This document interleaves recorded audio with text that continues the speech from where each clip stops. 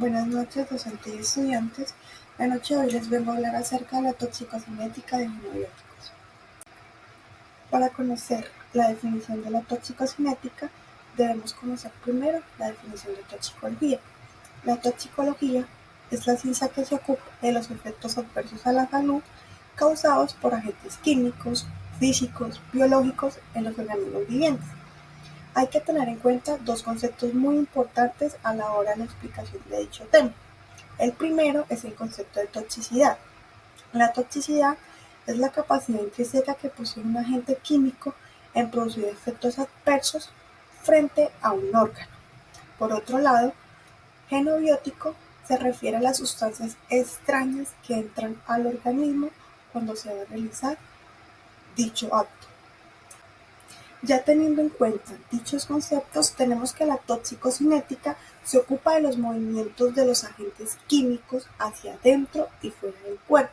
Hay que tener en cuenta que estas estudian los cambios que ocurren a través de un tiempo determinado durante la absorción, la distribución, la biotransformación y eliminación de sustancias tóxicas en el organismo. Más adelante les voy a detallar acerca de esas etapas para que las conozcan más a fondo. Como les comentaba en la diapositiva pasada, la toxicocinética se define en varios procesos. El primer proceso es el proceso de absorción. Es ese proceso mediante el cual una sustancia atraviesa las membranas de las capas celulares hasta llegar al torrente sanguíneo. Hay que tener en cuenta que toda absorción biológica requiere el paso a través de una membrana, excepto en dichos componentes de casos de compuestos corrosivos como ácidos, bases fuertes, que son capaces de causar lesiones tópicamente en lugares de contacto. Una vez atravesadas esas barreras, el contaminante se va a distribuir en diferentes proporciones por todo el organismo. De esta manera se puede alcanzar así los órganos o tejidos, ejerciendo directamente sus efectos tóxicos. En los procesos de absorción tenemos diferentes vías, que es la vía digestiva, la vía respiratoria y la vía por la piel, o sea, la vía cutánea. En cuanto a las vías de absorción, tenemos la primera, que es la vía digestiva.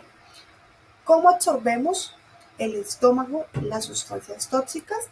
En el estómago se absorben sobre todo los ácidos débiles, pues al tener un pH ácido básico, esos tóxicos se encuentran principalmente en forma ionizada. Hay que tener en cuenta que las bases débiles no son ionizadas y no se absorben de esta manera allí, sino que lo hacen por el intestino. La vía digestiva es una de las vías más frecuentes y es asequible a sustancias liposolubles. Por otro lado, tenemos la vía respiratoria. El sistema respiratorio tiene una función principal. La función principal de este es la captación de oxígeno y la eliminación de dióxido de carbono. Estas están conformadas por vías aéreas superiores. Entonces tenemos en vías aéreas como son las fosas nasales, las faringes, las laringes y la tráquea. Y las vías inferiores que son las bronquios, los bronquiolos y los pulmones. Estas vías respiratorias se producen por difusión simple, principalmente en los alvéolos. La difusión pasiva, para conocer acerca de este proceso, es el paso de un ion o molécula a través de una pared celular a lo largo de un gradiente de concentración, bien sea de alta concentración o una gradiente de concentración de baja. Por otro lado, tenemos la vía de absorción cutánea, que es por la piel. La absorción percutánea se relaciona con la transferencia del principio activo de la superficie de la piel a través del extracto córneo, bajo la influencia de un gradiente de concentración y su consecuencia de difusión por todas las capas de la piel hasta llegar hasta la microarticulación. La piel está constituida por tres capas, que es la epidermis, la dermis y el tejido subcutáneo. De esta manera, pues, tenemos que la epidermis es la capa protectora principal a la hora de que el tóxico llegue a que atacar sobre el tejido cutáneo. Para tener en cuenta el transporte a través de la membrana, hay que tener primero muy en cuenta que el transporte a través de la membrana se da por medio de la penetración de un polucionante en el organismo. Estos tienen que requerir el paso a través de varias membranas celulares que corresponden a distintos tejidos según la vía de captación.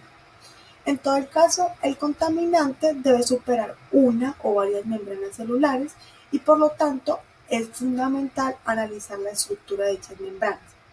Para atravesar las membranas tienen que tener dos mecanismos generales de contaminación para utilizarlas.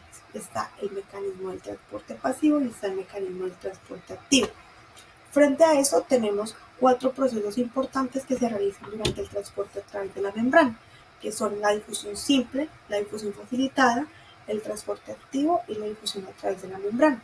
La difusión simple es regulada por el gradiente de concentración y es uno de los mecanismos más importantes a la hora de la absorción del tóxico. La difusión facilitada es el proceso de transporte espontáneo de moléculas a través de la membrana biológica.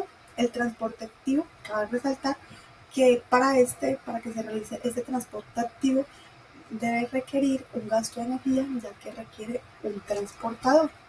Y está la difusión a través de los poros, que depende de varias características. Una de esas es el tamaño del tóxico. De esta manera pues podemos pasar de modo pasivo y verificar a qué gradiente corresponde y qué tóxico corresponde. Entonces podemos encontrar de pronto un ion, podemos encontrar un hidrofilo o podemos encontrar un electrolito.